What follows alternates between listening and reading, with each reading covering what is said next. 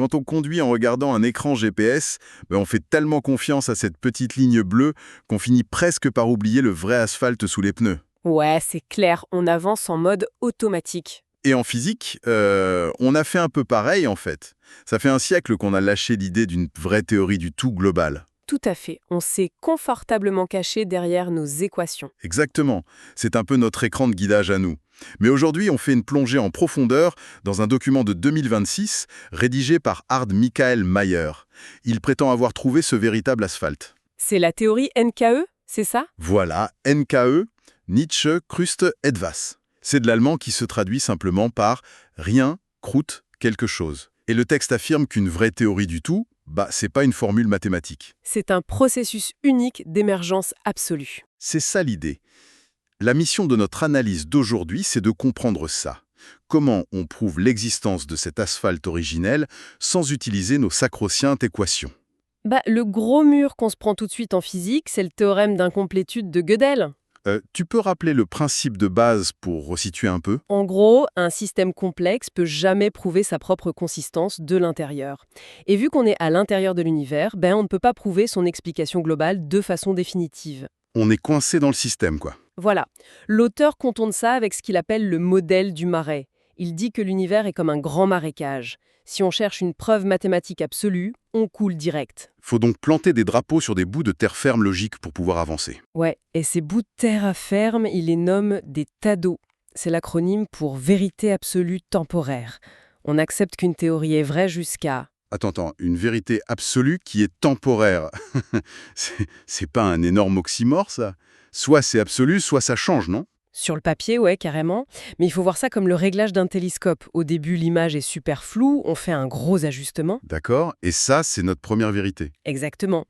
Ensuite, on repère une petite imperfection. Alors on ajuste la lentille, mais de manière beaucoup plus fine.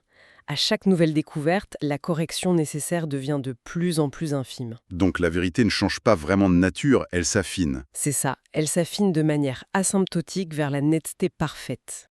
Ok, je vois bien l'idée de la lentille. Si on applique cette méthode, c'est quoi le tout premier drapeau qu'on plante dans ce fameux marais? Le point de genèse absolu, le néant pur. Un néant sans aucune propriété qui subit ce que l'auteur appelle le processus BUSFO. BUSFO. Encore un acronyme allemand, je suppose? Ouais, pour désigner un processus binaire, infiniment rapide et fin, et omniprésent.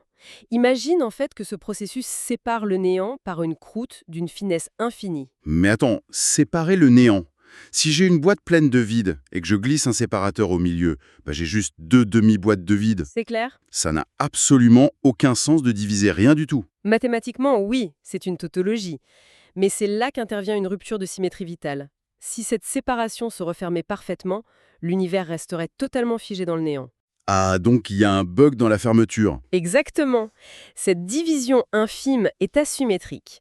La réunification rate de très peu, et cette séparation imparfaite, c'est ça qui crée des résonances orphelines. Des résonances orphelines, d'accord. Dans ce modèle, les particules fondamentales telles qu'on les imagine, ça n'existe pas. Tout, absolument tout, est fait de ce vide structuré qui vibre en essayant de s'annuler. C'est dingue. Donc, si je visualise bien le truc, c'est comme si le néant pur, c'était une corde de guitare silencieuse. Ouais, très bonne image. Et là, paf, une vibration invisible et asymétrique apparaît. Les ondes s'empilent, ça résonne, et ça crée non seulement la note de musique, mais aussi le bois de la guitare, et même la matière des doigts du musicien. C'est exactement ça. Et cette même corde de guitare, elle explique aussi le fonctionnement de nos forces fondamentales. Tu vois la gravité? Oui, la pomme qui tombe, la force invisible de Newton. Justement, contrairement à Newton qui voyait ça comme un lien magique qui tire les planètes, ici c'est le maillage du vide lui-même qui vibre. Il pousse la matière ensemble par auto-interférence. Concrètement, si je lâche mon stylo là, c'est pas une force qui l'attire vers le sol, c'est la structure même de l'espace vibrant qui crée cet effet d'entraînement. Tout à fait. Les objets qu'on perçoit comme solides, le stylo, la table, c'est simplement des perturbations condensées dans cette mer de résonance. Ce qui remet complètement en perspective la façon dont on perçoit le monde physique, en fait. Tout ce qu'on touche, c'est une vibration du vide. La complexité écrasante de l'univers, elle n'est pas chaotique. Elle émerge d'un seul principe inévitable d'auto-organisation. La surcharge d'informations de notre réalité. Apaisante, oui, mais n'oublie pas que ces vibrations cherchent perpétuellement à se stabiliser. Et c'est là qu'on arrive au point critique, parce que ça implique que l'univers entier tourne sur une énergie empruntée. Ah oui, l'énergie de ces résonances orphelines. Voilà. Si on est tous faits de ces résonances qui n'arrivent pas à s'annuler parfaitement depuis la nuit des temps, on peut se poser une question assez troublante. Je t'écoute. Que se passerait-il si, un jour, ces vibrations trouvaient enfin leur symétrie parfaite? Est-ce que notre réalité entière s'annulerait instantanément pour redevenir le néant? Ce serait la disparition instantanée de l'asphalte, oui.